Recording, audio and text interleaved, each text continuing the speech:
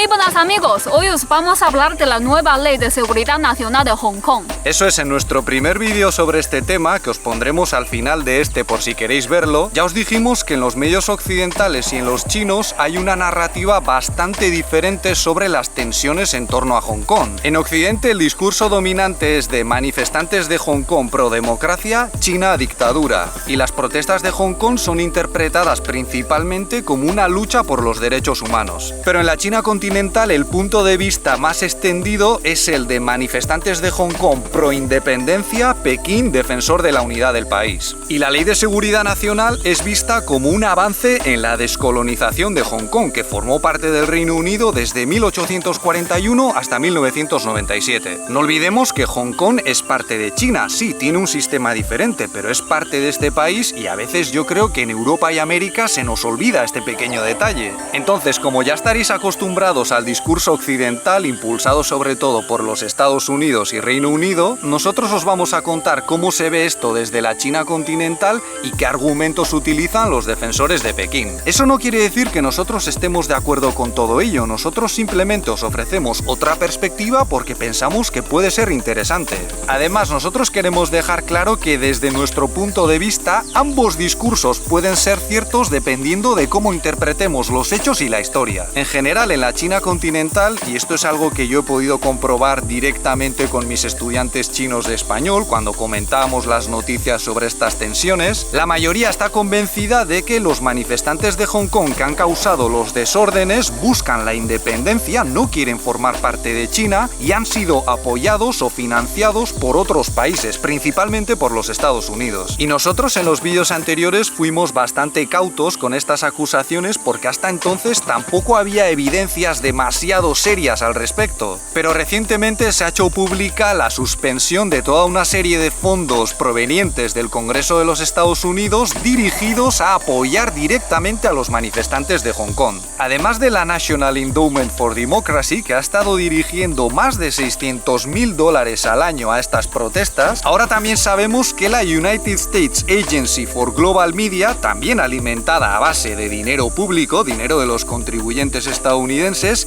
iba a invertir $2 millones en los manifestantes de Hong Kong. Y al parecer estos fondos se estaban utilizando para ayudar directamente a algunos grupos con dinero y también proporcionándoles ayuda técnica, por ejemplo a través de algunas aplicaciones para poder evitar la vigilancia policial. Y algunos diréis, pues a mí me parece fantástico que apoyen a estos grupos pro democracia o pro independencia, porque yo estoy en contra de que Pekín tenga cada vez más influencia en Hong Kong. Muy bien, es un argumento válido, pero también hay que tener en cuenta la posibilidad de que este apoyo económico y tecnológico haya podido servir para organizar actos violentos que no serían tolerados en muchos países occidentales. El problema es que en Europa y América quizás no habéis visto muchas imágenes de estos actos violentos. A ver, en Occidente se han visto imágenes de la violencia de algunos manifestantes, que son una minoría, pero no ha habido tanta insistencia en ello, a veces se ha pasado un poco de puntillas sobre ese asunto y la imagen dominante ha sido la de la policía de Hong Kong reprimiendo las protestas. Pero nosotros en la China continental hemos visto muchos vídeos de cómo destruían los bienes de propiedad pública, incluido el Parlamento, les hemos visto lanzar cócteles Molotov, atacar establecimientos de gente proveniente de la China continental y también hemos visto grupos que se dedicaban a perseguir y pegar palizas a individuos que simplemente no opinaban como ellos. De hecho, nosotros sabemos que YouTube es una plataforma principalmente de entretenimiento y quizás no es el lugar ideal para ello, pero hicimos un vídeo recopilando imágenes de este tipo, algunas de ellas muy fuertes, y quedó bloqueado durante unos días. Yo recuerdo una que fue muy impactante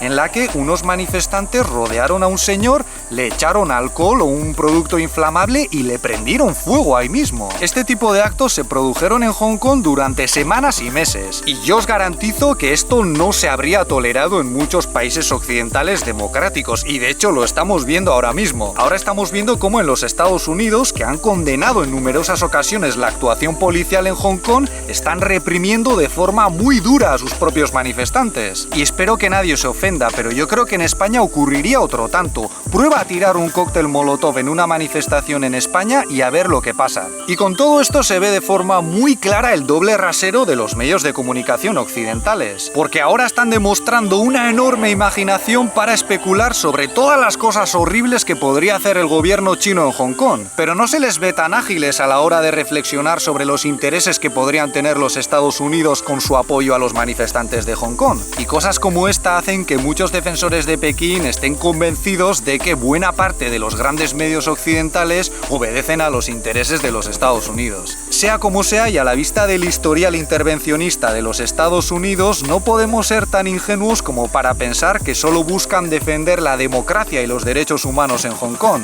Está bastante claro que ellos buscan mantener o aumentar su nivel de influencia en la zona, y algunos aquí dirían que lo que quieren realmente es desestabilizar a China. También habría que ver hasta qué punto estas intromisiones en los asuntos internos de otros países deberían ser condenables o sancionables. Pero bueno, ya sabemos que no es la primera vez, ni seguramente será la última, en la que se utilice la democracia como excusa para violar la soberanía de otros países. De hecho, una de las razones más importantes, la razón principal para muchos por la que se ha implantado esta ley de seguridad nacional en Hong Kong, es precisamente para evitar las injerencias de otros países muy dados a ello. Por cierto, hace unos días cuando salimos a grabar en los alrededores, estábamos explorando un poco la zona y sin darnos cuenta acabamos en una granja de patos al aire libre. Y no veáis la cantidad de ellos que había y el ruido que hacían. Parecía que estaban también de manifestación, no sé lo que exigirían. A lo mejor querían más sitio para poder nadar, no lo sé. Y en una se pusieron a seguirnos y parecía que nos querían atacar. Y yo les dije, ¿pero por qué os metéis conmigo si soy vegetariano? Yo no he comido pato en mi vida. Mentira, casi cada semana lo hago, pero bueno.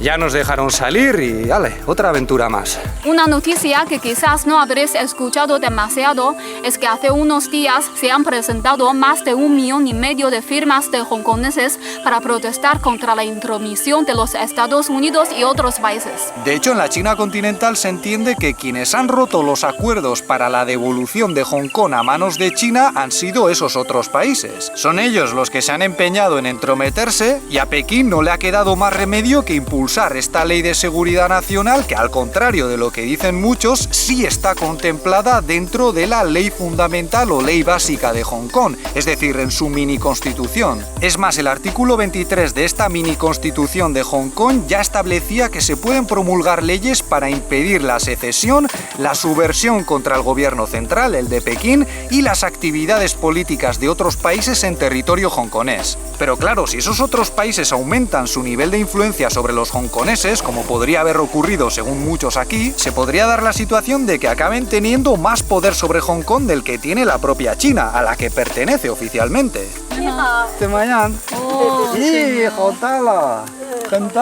¿Cómo ha crecido el búfalo de agua, eh? Ya lo visteis en otro vídeo antes. Sí. Entonces, muchos analistas aquí piensan que a Pekín no le quedaba otra opción más que la de promulgar esta ley para evitar que Hong Kong volviese a caer en manos de los intereses occidentales. ¿Pero eso quiere decir que esta ley va a servir para imponer el totalitarismo y el autoritarismo en Hong Kong? Yo creo que en principio no, porque la ley establece claramente que se seguirán protegiendo todos los derechos y libertades de los hongkoneses. Pero al mismo tiempo es verdad que se van a establecer toda una serie de organismos y mecanismos políticos, judiciales, policiales o educativos para evitar toda esa influencia y esas intromisiones extranjeras a las que nos venimos refiriendo. En cualquier caso, es bastante irónico que ahora los Estados Unidos y el Reino Unido insistan tanto en que esta ley es una amenaza para los procesos democráticos de Hong Kong, cuando ellos a lo largo de su dominio sobre ese territorio no se preocuparon demasiado por ello. Durante todo el dominio británico, los jefes de gobierno de Hong Kong vinieron elegidos a dedo desde Londres. Es decir, hasta el año 1997, hasta el momento en el que Hong Kong vuelve a manos de China, no se dignaron a ofrecer su democracia a los hongkoneses. Los británicos no empezaron a hablar de democracia en Hong Kong hasta que llegó el momento de la devolución. Porque no nos olvidemos de esto, durante todo el tiempo en el que fue su colonia, la democracia allí era un problema para ellos. Y ahora quieren que China haga el trabajo que ellos nunca quisieron hacer, pues eso aquí no suena demasiado convincente.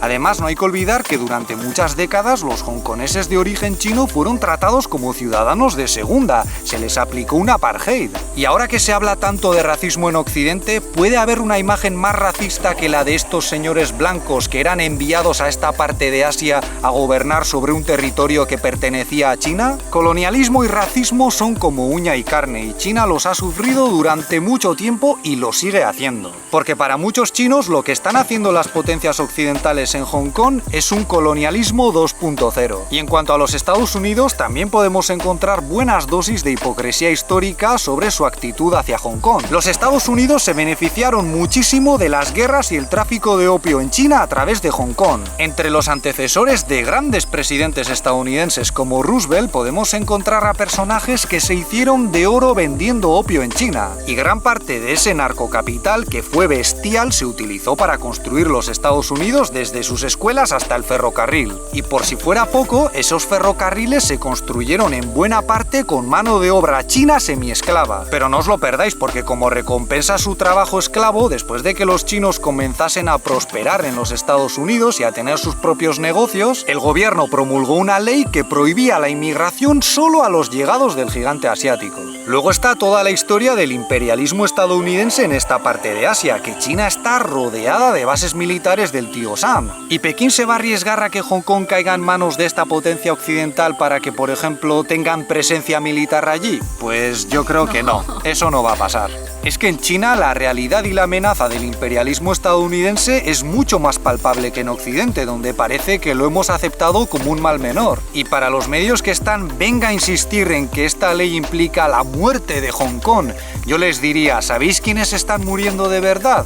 Los yemeníes, los palestinos, los afganos, los iraquíes, los sirios. En estos momentos en el mundo siguen en marcha unos cuantos conflictos armados iniciados o financiados por Estados Unidos y sus aliados. ¿Y qué dicen los medios de comunicación occidentales al respecto? ¿Les dan la importancia que se merecen? Porque sí, también hablan de estos asuntos, pero no con la misma intensidad. Yo creo que en eso podemos estar de acuerdo, ¿no? De todos modos, desde mi punto de vista personal, yo diría que esta ley no implica una amenaza tan grande para los avances democráticos en Hong Kong. De hecho, si se descartasen las candidaturas independentistas o apoyadas por otros países, yo creo que a muchos chinos no les importaría a quién voten en Hong Kong. Mientras sigan formando parte del mismo país y no se pongan al servicio de intereses de potencias enemigas de China, no creo que hubiese mucho problema. Pero todo esto da un poco igual, ¿sabéis por qué? Pues porque según algunos medios estadounidenses, los grandes intereses empresariales de Hong Kong ya se han posicionado a favor de la Ley de Seguridad Nacional. Y parece que esto se debe a que, por un lado, Pekín está dirigiendo inversiones hacia Hong Kong a modo de compensación, y por otro lado, a que a los empresarios en general no les gusta que haya desorden, no les gusta que la ciudad esté paralizada por disturbios y que la gente no pueda ir a trabajar. Además, con todo esto de la pandemia del coronavirus, hay muchos inversores chinos que tienen dudas a la hora de poner su dinero en Estados Unidos o en Europa, y para ellos Hong Kong se presenta como un destino más interesante, siempre y cuando reine el orden, claro. Al final, el dinero es el que manda y Hong Kong lo necesita porque durante mucho tiempo fue la puerta de entrada de las inversiones extranjeras en China, pero desde hace unos años también tiene que competir con otras ciudades chinas, como por ejemplo Shanghai. O sea, Hong Kong se ha enriquecido sobre todo gracias al crecimiento chino, de eso no hay ninguna duda. Y ahora que Hong Kong y los hongkoneses están perdiendo su estatus y su posición económica privilegiada, surgen los problemas. Yo creo que esta ley va a venir acompañada de toda una serie de compensaciones económicas por parte de la China continental para que los hongkoneses estén contentos y todo vuelva a la calma. De hecho, esto ya pasó en Macao, donde tienen una ley parecida desde 2009. Y desde entonces la economía ha mejorado mucho. Claro, ya sé que son dos modelos de descolonización con sus diferencias, pero aquí últimamente se están comparando bastante. Y quizás una diferencia importante es que detrás de Macao había una potencia colonial que es Portugal, que hoy en día tampoco tiene tanto poder. Pero con Hong Kong es diferente porque además de tener una mayor importancia económica a nivel global, en su pasado está el todopoderoso Imperio Anglo, y eso ya son palabras mayores. Otra forma en la que Pekín puede compensar a los hongkoneses es con oportunidades y becas para profesionales y estudiantes.